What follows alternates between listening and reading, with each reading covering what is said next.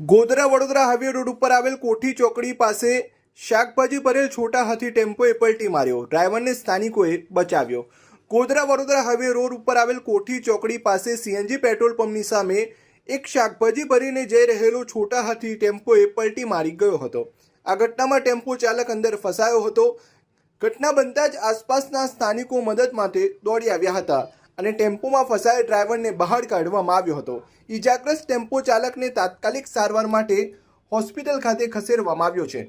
પ્રાથમિક માહિતી અનુસાર હાલોલ તરફથી આવી રહેલા છોટા હાથી ટેમ્પોનું ટાયર ફાટતા ચાલકે કાબુ ગુમાવ્યો હતો, જેના કારણે આ અકસ્માત સર્જાયો હતો. અકસ્માતની સમગ્ર ઘટનાનો જે વિડીયો જે છે સોશિયલ મીડિયામાં વાયરલ થઈ સામે આવ્યો.